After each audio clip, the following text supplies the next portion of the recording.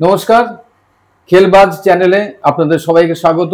আমি শরৎ চক্রবর্তী, আমার সঙ্গে রয়েছেন দেবাশিস দত্ত।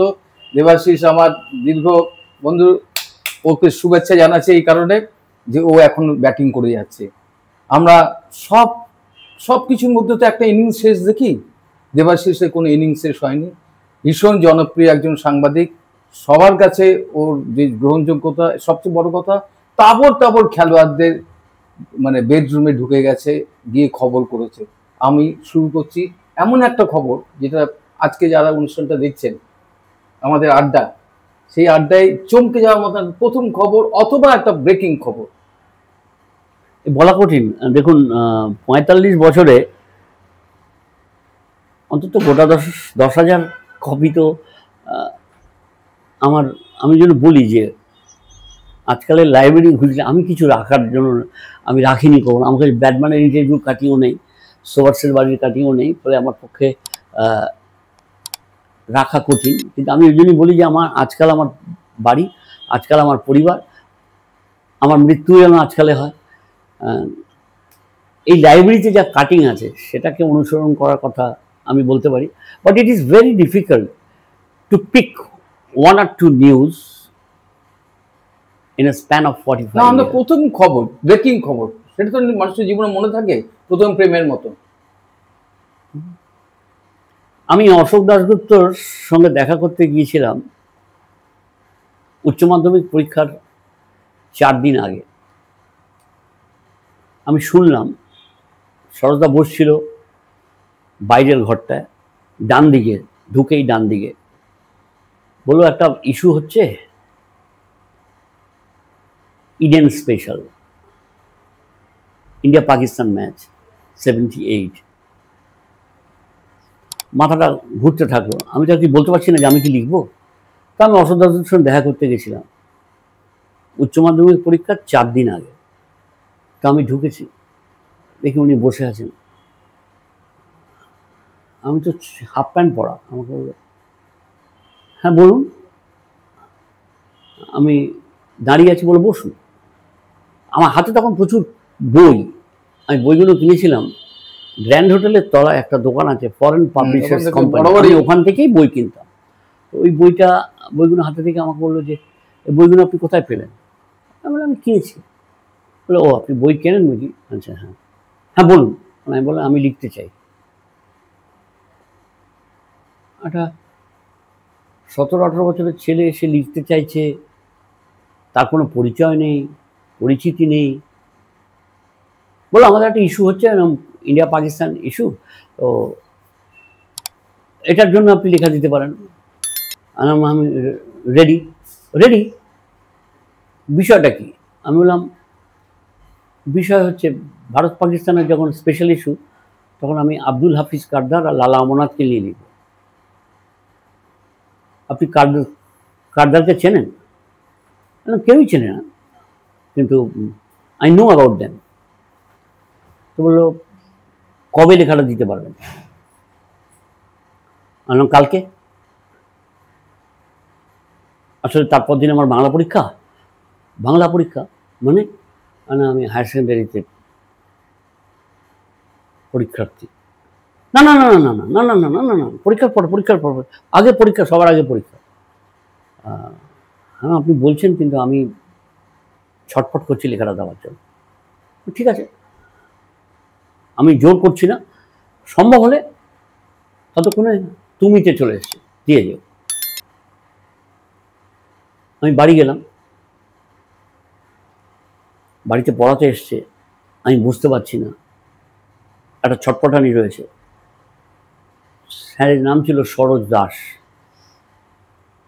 উনি অ্যাকাউন্টেন্সি টিচার ছিলেন।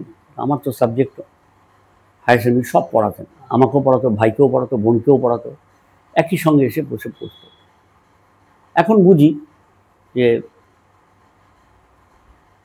পয়সা থাকলে বাবার হয়তো একই টিচার দিয়ে 3 জনকে পড়াতেন না, কিন্তু নাথিং ডুইং।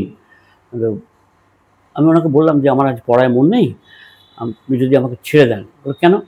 কারণ আমি লিখতে বসবো। উনি বুঝতে পারছেন। তখন বললো যে ঠিক আছে, আই অ্যালাউ ইউ, তো আমি গেলাম, মাকে বললাম, আমি খুব ছোটোবেলা থেকে চা খাই, এখনও দিনে 20 কাপ খাই। তো মা চা দিল, আমি লিখলাম 9:30টার মধ্যে আমি লেখাটা শেষ করে ফেলব। তারপর ফেয়ার করলাম, একটা জায়গায় যাবো, লেখাটা দিতে হবে তো। আমি পড়বো কি, আমার মাথায় শুধু ওই দেখছি ছবি একটা কাল্পনিক যে আমার লেখা বেরোচ্ছে। তার আগে তো আনন্দলোক, আনন্দ মেলা, আনন্দবাজার পত্রিকা, যুগান্তর পত্রিকা, অমৃত, সব জায়গায় আমার চিঠি বেরোতো। অসুবিধা পরে বলেছেন আমাকে যে যারা চিঠি লেখে তারা পত্র পিশাচ। আমি হেসেছিলাম, কিন্তু আমার তো কিছু করার ছিল না। তার কারণ হচ্ছে যে আমি লিখতে চাই, লেখার মঞ্চ নেই, একটা লেখার মঞ্চ আমি খুঁজে পেয়েছি, সেটাকে আমাকে ঝাঁপিয়ে পড়তে হবে। 18 বছরের একটি ছেলের সামনে যদি এরকম স্পর্ধাতে ঝুলিয়ে যায় বা ঝুলিয়ে নেয় সে নিজেকে, তখন he has got nothing to do. আমি ভোরবেলা উঠতাম, মা আমাকে ডেকে দেওয়ার পর, আমাদের বাড়ির ডান দিকে একজন উড়িয়া ভদ্রলোক থাকতেন, বংশীদা বলতাম, উনি আমাকে দুধের চা করে আমাকে পড়তে বসাতেন। পরে আমাকে এই চা খাওয়ার ব্যাপারটা আমাকে হেল্প করে গেছেন আমার স্ত্রী। চা আমার চাই সকালবেলা উঠেই আমি লিখতে বসার আগে। তো কোনো রকমের পরীক্ষা দিয়ে এসে সোজা চলে গেছিলাম শান্তিনিকেতন বিল্ডিং। এই অবস্থার সামনে লেখাটা দিয়েছি। একটু মানে ভাবলেন যে ছেলেটা এটা খেলার পরীক্ষা দেবে, পরীক্ষা দেবে নাকি এখানে এসে। আমি কোনো কথা না বলে আমি লেখাটা দিলাম। আমি বললাম, আপনি লেখাটা দেখে নিন, যদি মনোনীত হয় তাহলে আশা করি ছাপবেন। আমার তাড়া রয়েছে, আমি আবার হাওড়ায় ফিরব। হাওড়ায় থাকেন? কোথায়? বললাম। হ্যাঁ ঠিক আছে। এই শুরু। এই পরে আমি একটা নিউজ খবর করার একটা স্টোরি যায়। এটা তো প্রথম লেখার, অসদার কাছে যাওয়া প্রথম লেখার, এটা তো যেমন আমি যাচ্ছি এত খবর, প্রথম যে খবরটা নিজের মনে হয়েছে এবং সারা বাংলার ভারতের ব্রেকিং, এবং তার যে আনন্দ ব্রেকিং নিউজ করার। আর তখন তো পাঠক, তো আজকালের পাঠক তো দিকে দিকে সবাই অনেক খবর হচ্ছে। আমি না একটা খবর বলতে আমি প্রথম খবর ডিফিকাল্ট। আমি পিকে ব্যানার্জির একটা খবর বলছি, ইট হ্যাপেন্ড ইন 86। অশোকদার জন্য, অশোকদার দেখানো পথে আমরা সব প্লেয়ারদের, কোচদের বাড়ির ভেতরে চলে যেতাম। তার কারণ আমার মনে হয় যে রান্নাঘরে যদি আপনি পৌঁছতে পারেন, যেমন এই আজকে ক্রিকেট খেলার জনপ্রিয়তা, এটা হয়েছে 83 ওয়ার্ল্ড কাপে মা মাসিদের কাছে পৌঁছে দিতে পেরেছিল যে yes we are world champion. তো আমি এতটা বুদ্ধি করে আমি ঢুকিনি। এখন মনে হয় যে ওইটা গিয়ে আমি শুনি। ফলে আরতি ব্যানার্জি, পিকে ব্যানার্জির স্ত্রী, আরতি দত্ত, সবার। তো একবার কি হলো, আমাকে ওইটা বললো যে তুই কোথায় যাবে বাবা? আমার অফিসে। একটু দাঁড়াও, আমি তোমার সঙ্গে যাব। ভালো কথা। উনি যাবেন মানে ওনার গাড়ির পেছনে, মানে বাইকের পেছনে বসতে হবে। আমি বসে পড়লাম। কেসি দাসের সামনে গিয়ে উনি বলছেন, কাল কিন্তু সকাল 10টার মধ্যে মনমান মাঠে চলে এসো, একটা এক্সক্লুসিভ খবর দেবো। ঠিক আছে। আমি অসদায় গিয়ে বললাম যে অসদা, ওই যেরকম কথা বলেছেন, হ্যাঁ যাও, মানে একটা গাড়ি চাই। ও ঠিক আছে, একটা আমি বন্দোবস্ত করে দিচ্ছি। তো একটা অ্যাম্বাসাডার নিয়ে আমি মনমান মাঠের বাইরে বসে আছি। ভেতরে ঢুকলাম, দেখলাম ওইটা সবাইকে বাই করছেন, করে তোয়ালের মধ্যে জুতো, নিজের জুতো জোড়াকে প্যাক করে ঘর করে গেছে। আমাকে বলল, আমার সঙ্গে কথা নয়, শুধু আমাকে ফলো করে যাও। ঠিক আছে। তো উনি সামনে যাচ্ছেন, গেলেন যতীন চক্রবর্তীর কাছে। সেখানে গিয়ে উনি বললেন যে আমি আর মোহনবাগান ক্লাবের কোচ থাকবো না, আমি ইস্টবেঙ্গল ক্লাব থেকে বড় টাকার অফার পেয়েছি।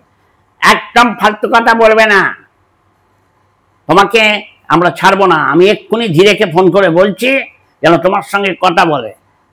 ওইটা বললেন যে দেখুন, আমি ভদ্র মানুষ, সেই জন্য আপনাকে জানাতে এসেছি, কিন্তু আমার পক্ষে আর সিদ্ধান্ত পরিবর্তন করা সম্ভব না। হ্যাঁ, ভালো থেকো, কিন্তু আমি ছাড়ছি না, এখনো পর্যন্ত সময় আছে। তো উনি ওখান থেকে বেরোলেন, বেরিয়ে অফিসে গেলেন, সই করলেন। আমি কিন্তু গাড়িতেই বসে আছি, ওনাকে দেখছি। তারপর বললেন এবার বেঙ্গল ক্লাব যাবো। বেঙ্গল ক্লাবে গেলেন, এই প্রথম বেঙ্গল ক্লাব যাচ্ছি, মেম্বারশিপ নেই, কিচ্ছু নেই। তো আমি ঢোকার পর দেখি চুনি গোস্বামী দাঁড়িয়ে আছেন ওনাকে ওয়েলকাম করার জন্য। দুজনে মিলে ভেতরে ঢুকে গেলেন। ঐতিহ্যবাহী ক্লাব, এরকম একটা ভাবগম্ভীর পরিবেশ, সেখানে একটা নতুন ছেলে। আমি অধৈর্য হয়ে পড়েছি, 1 ঘন্টা 1.5 ঘন্টা কেটে যাচ্ছে, আমি পাইচারি করছি, কিন্তু বইটা বলেছেন কথা বলবেন। তো আমি রিসেপশানে গিয়ে জিজ্ঞেস করলাম যে পিকে ব্যানার্জি এবং চুনি গোস্বামী কি এখানে এসেছেন? বলো হ্যাঁ এসছেন। কোথায় আছেন যদি একটু বলেন। তো বলো তো লাঞ্চ করছেন, আপনি তো ওখানে যেতে পারবেন না। ডান দিকে একটা টয়লেট ছিল, আমি টয়লেটে গেলাম, কি মনে হলো আমি ঢুকে গেলাম ডান দিকে, গিয়ে দেখছি একটা থামের আড়ালে দুজনে বসে কথা বলছে। আমারও খিদে পেয়েছে, আমি বসতেই বেয়ারা এলেন, কি খাবেন? আমি জলদি হোগা বস দিয়েছে, জলদি। তো ফটাফট দিয়েছে। যখন খাওয়া দাওয়ার পর যখন মেম্বারশিপে সই করার কথা, তো ক্যাশ টাকা নেয় না, আমি বললাম প্রেসিডেন্টের ক্যান্ডিডেট। প্রেসিডেন্ট, ঠিক আছে। এই টাকাটা কিন্তু বেঙ্গল ক্লাব পাবে আমার কাছে, আমি দিতে পারি, কিন্তু আমি জানি না ওরা কীভাবে এটা টাকাটা দেবো। ভুলে গেছে, সে ভুলে গেলেও কিন্তু এটা মানে এটা তঞ্চকতা, পিকে ব্যানার্জির ভাষা এটা তঞ্চকতা, এটা করা ঠিক নয়। ঠিক আছে, আমি আস্তে করে এগিয়ে দাঁড়ালাম, দেখলাম পিকে ব্যানার্জি এবং আসছেন। আমি দ্রুত পদে গিয়ে আমার গাড়িতে উঠলাম, ফরিদাকে ফলো করলাম। ফরিদা শুধু হাত দেখিয়ে বললেন বাড়িতে চলো। বাড়িতে যাচ্ছি, তখন ওই কাইজার স্ট্রিটে থাকতেন, শিয়ালদার ওখানে। ওপরে উঠলাম, উঠে বললেন যে বাবা সবই তো শুনলে। আমি কিছু শুনিনি। হ্যাঁ তাও ঠিক, চুনি আমায় থাকতে বললো, আমি থাকবো না, আমি বলে দিয়ে এসছি ওকে, সৌজন্য বলতে হয়তো। ইতিমধ্যে আস্তে করে আমাদেরকে নিয়ে যাওয়া হলো ভেতরের ঘরে। ওইটার জন্য আমার ঘরে আমার অবারিত দ্বার ছিল। আরতি ব্যানার্জি বললেন আজকে ইস্টবেঙ্গল টাকা দিতে আসবে, 1,40,000 টাকা আমরা দাবি করেছি, হয়তো কমিয়ে হয়তো 1,30,000 হবে, কিন্তু আমি গোটা টাকাটাই ক্যাশে চাইছি, তুমি এটা কথা বলো। আমি কি কথা বলবো? এই বলতে বলতেই পল্টু দাস এবং জীবন চক্রবর্তী হাজির। তারা ওই যা 3rd ঘরে নিয়ে গিয়ে বসালো আমাকে। এখন ওরা ভাবছেন আমি কে, মানে আমি কেন কথা বলবো। তখন ওইটা বললো যে আমাদের হয়ে কথা বলবে ও। তখন পল্টু দাস বলে, ও তুমি বরের ঘরের পিসি আর কোলের ঘরের মাসি। তো কথা শুরু হলো। আমাকে বললো যে 1,40,000 টাকা দিতে হবে। ওরা হাত জোর করে বললো যে প্রয়োজন 1,40,000 দেওয়ার মতো ক্ষমতা আমাদের নেই, আমরা 1,30,000 পর্যন্ত দিতে পারবো। তখন আমি বললাম যে টাকাটা কিন্তু আজই চাই, ক্যাশই চাই। ওর দিকে তাকালো। আমি একটু সংক্ষেপে করে বলছি। বেরিয়ে গেল জীবন চক্রবর্তী, বললো দেবাশিস তুমি যাবে না, এখানে বসে থাকো, টাকাটা আমি জীবনকে দিয়ে পাঠাচ্ছি। টাকা এলো, সঙ্গে দুজনে এলেন। বৌদি আস্তে করে পর্দাটা সরিয়ে বললেন টাকাটা গুনে নিও, নানা রকমের কাজ রয়েছে। আর পয়লা বলেছেন আমি তো ঘোলা, আমি কিচ্ছু জানি না, তুই একবার আরতির সঙ্গে কথা বলে ব্যাপারটা সেটেল করে ফেল। তো গুনে দেখলাম 1,30,000 আছে, দিয়ে দিলাম। তখন বললো দেখুন আপনাকে যদি 1,40,000 দিয়ে মোহনবাগানের শৈলের মান্না যদি সে নিয়ে চায় আপনি যাবেন। আমি ব্রাহ্মণ সন্তান, আমি এসব মিথ্যে কথা বলতে পারবো না। টাকা যখন নিয়ে নিয়েছি আমি ইস্টবেঙ্গলের। এবার আমার কাজ শুরু হলো। আমি বললাম ফরিদা সারাদিন তো গেল, অশোক ওখান থেকে বারবার জানতে চাইছেন, তখন তো মোবাইলও আসেনি যে কীভাবে কী স্টোরি। তখন বললো ঠিক আছে তুমি চলে যাও। আমি বললাম একটা উপকার করতে হবে। কী উপকার? আমি বললাম আর কিছু হোক অথবা না হোক, আমি এই টেলিফোনের লাইনটা কেটে দিয়ে যাচ্ছি। মানে হ্যাঁ, এরপরে আনন্দবাজার থেকে কেউ ফোন করবে আর আপনি তাকে বলে দেবেন যে আমি ইস্টবেঙ্গলে যাচ্ছি, আমার সারাদিনের পরিশ্রমটা। তখন বৌদি বলছে একদম ঠিক বলেছে। তো আমি লাইনটা কোনো রকম ছিঁড়ে রেখে আবার দেখলাম যে ডায়াল করে যে সত্যি জিরো, হয়তো আমি কেটে দিয়ে গেলাম তারপরে জিরো হচ্ছে। আমি সব চেক টেক করে নিয়ে গিয়ে অসুবিধায় গিয়ে বললাম, অসুবিধা বড় করে ছাপলো। সমস্ত কাগজে পরদিন বেরিয়েছিল পিকে মোহনবাগানেই। তার কারণ ধীরেন্দ্রের সবাইকে বলে দিয়েছে যে ও মোহনবাগানে, যতই বলুক ও মোহনবাগানে থাকবে। একমাত্র আজকালই বেরিয়েছিল যে পিকে ইস্টবেঙ্গলে। পরদিন সকালবেলায় আমি অফিসের কাছে ঘোষ বলে একটা দোকান ছিল, এখন উঠে গেছে। সিঙ্গারা, জিলিপি, নিমকি, কয়েকটা আজকাল সংবাদপত্র এবং একটা মিস্ত্রি অফিস থেকে তুলে নিয়ে গিয়ে ওর বাড়িতে গিয়েছিলাম, গিয়ে ওইটা দেখে তো চমকে গেছেন। বলছে, তোমার কাগজে বেরিয়েছে শুনলাম। না হ্যাঁ। আপনি কে করে বললো? কাজের লোকটা বাইরে গিয়েছিল, কাজের লোকের নাম ছিল নব, if I am not wrong. তো নব এসে একটি কাগজে দিয়েছে, আমিও কত কাগজ দেখলাম, দেখলো, খুশি হলো, সব ঠিক আছে। এবং তারপর আমার সঙ্গে যে মিস্ত্রি দেখেছিল সে লাগিয়ে ডায়াল করে। এই শুনলেন দেবাশিসের ব্রেকিং। এর আগেও করেছে অনেক কিছু, কিন্তু এই ব্রেকিংটাও অনেক জায়গায় গল্প করে যে মোহনবাগান থেকে ইস্ট বেঙ্গলে কীভাবে পিকে ব্যানার্জি, আমরা ফুটবলারদের দলবদল বলি, এটা কোচের দলবদল, কোচকে পিকে ব্যানার্জি তার দলবদলের কাহিনী। আর আমার মনে হয় যে কেউ লিখতে পারেনি, ওই লিখেছে, এবং সেই গল্পটা আপনাদের শোনানো হলো। আমরা একটা ফুটবলের ব্রেকিং শুনলাম। সুতরাং আজকের এই কোচের ক্লাব বদলের গল্প আপনারা শুনলেন। আপাতত এইখানে আমাদের আড্ডাটা শেষ করছি, আবার ফিরে আসবো অন্য গল্প নিয়ে। নমস্কার।